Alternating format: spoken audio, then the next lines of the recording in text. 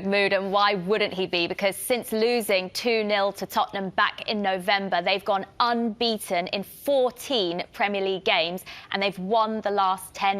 They seriously look unstoppable right now. Can anyone beat them? I think, to Pep's point, yes, they can. You know, we were only talking about, you know, a few months ago where we were saying they're out of it. They were 13th when Spurs beat them. And you know, Spurs were actually the team that kicked on that winning run. But when you look at the performance back in November, they've gone unbeaten in 14 Premier League games, and they've won the last 10.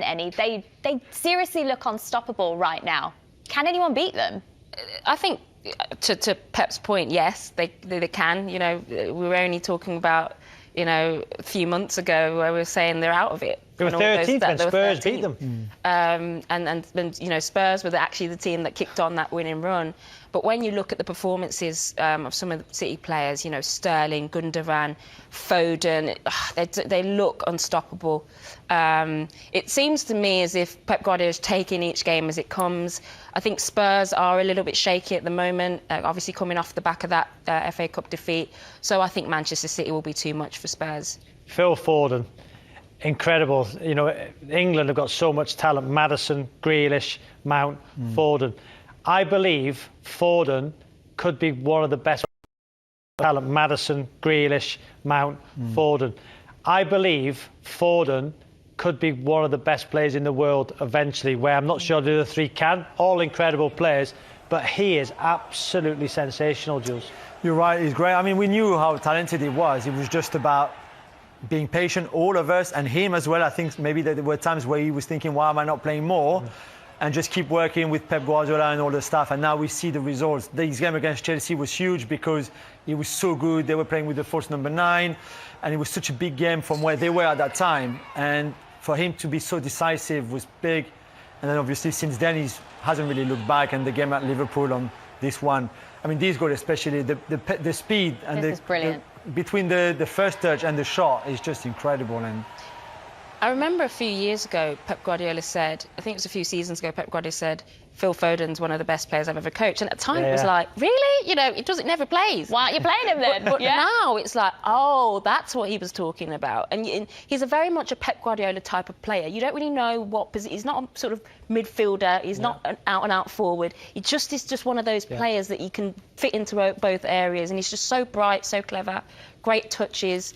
It's just great to see from a young English player. And you know, Euros coming up, he's got to have stated his claim. There was a big debate, wasn't there? You know, we used to have it, Jules, you know, on shows we do together, where should have Pep let Foden go out on loan? Should Foden made more of it? Because we've seen how the loan market works for players, Harry Kane, for example, and so many players down the years. But he didn't. He stayed.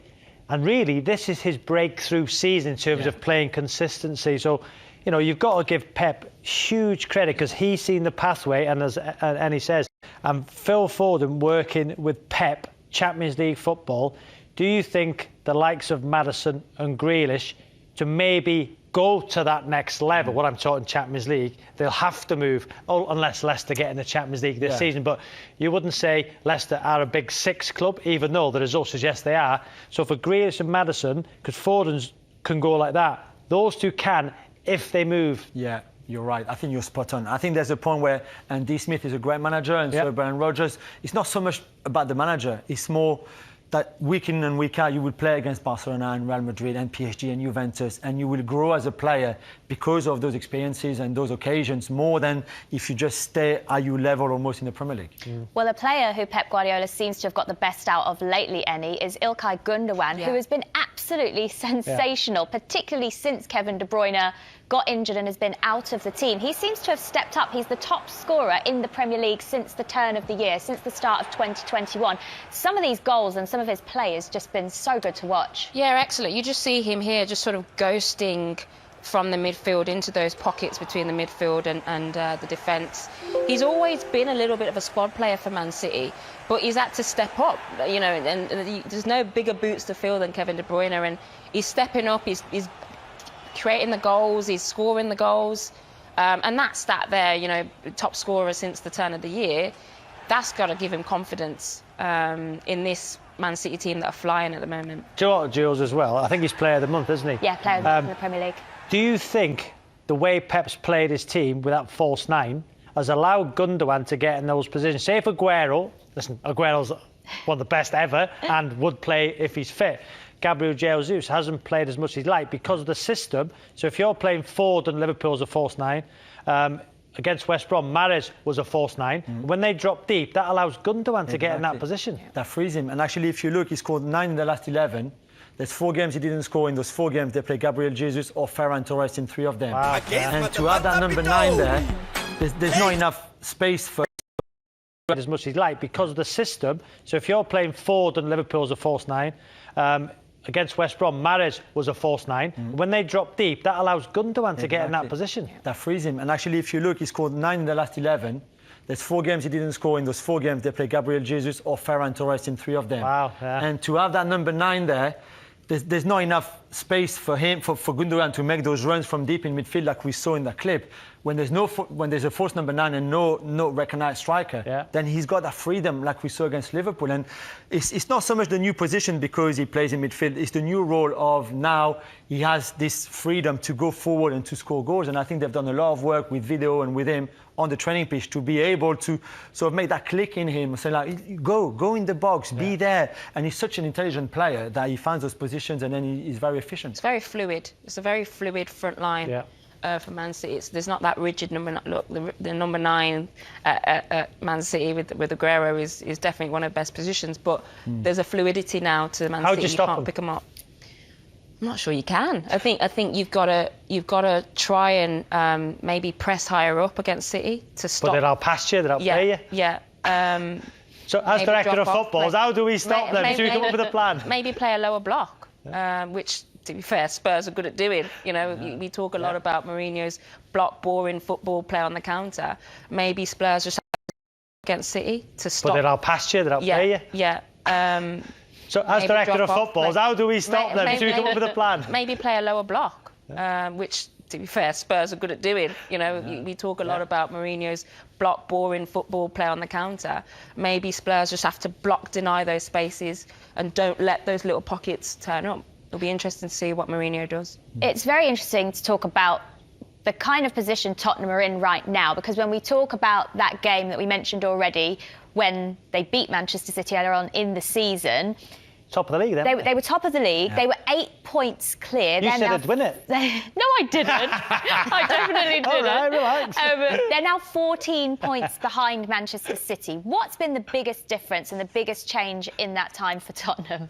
For me, and he says about the low block, it's great, that's your plan A. But when your plan B is also your plan C is your plan A, and your plan B is your plan A, if the plan A doesn't work, all the other plans don't work either. And I think the problem is there was a time where other teams realised how to play against them. And once you block Kane and Son, and then Kane got injured, it was far easier to play against this Spurs team. They made mistakes defensively.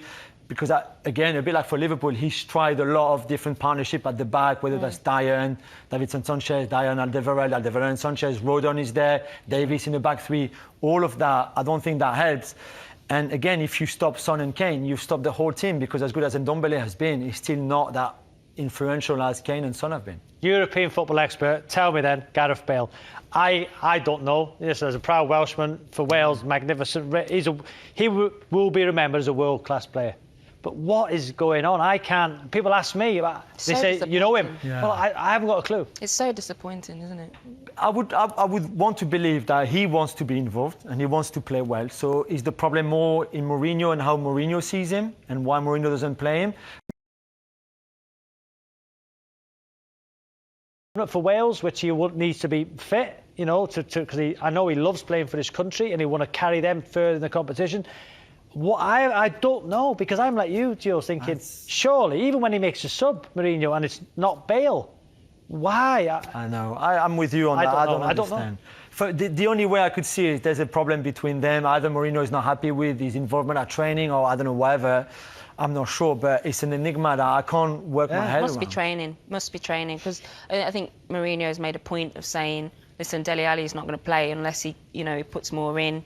Must be training. Yeah, the coaches are there. They see it week in, week out, don't they? So they know how to pick the best team that hopefully will win them a football match. The boost that Jose Mourinho does have is that seemingly out of nowhere, Harry Kane recovered from those 2 ankle injuries and was back for the West Brom game last week, which is huge coming into this game against Manchester City. Is it too simplistic, Ennie, to just say that when Kane's fit, Spurs go back to their good old self? No, I think the stats show it over the years. You know, when Kane plays, Tottenham are a much better team. In Kane's absence, Son is the goal scorer. These are the 2 players who got the win last week. And I think Jules said it, you know, if those 2 aren't, you know, 70% of Tottenham's strength is gone. I think that between the 2 of them, it's probably one of the best striking combinations in the Premier League of all time. So it is maybe that simplistic. There is no other sort of threat, really, going forward for Spurs. Is that too concerning, though, that they're so reliant on Harry Kane? Because we saw in the 2 games that he missed, even though Son is a quality player, that he's just not the same without Kane in the team. He looks lost, doesn't he? Yeah, but maybe when you've got Harry Kane, you build all your team around him because he's such a world-class player. And then if you have Son as well and you're that lucky, okay, you build everything on just them 2. The problem is, if other teams work out how to play against you and figure that out, then you're in trouble if you don't have something else to go to. And as we said, another plan B, plan whatever you want. And I think that's where they've struggled a bit. And I think Mourinho should have had another option. And I don't think he never. But you could say that about all the top teams. Look at Leicester without Vardy. Yeah. Look at Liverpool without Van Dijk. You know, look at Manchester United without Bruno Fernandes.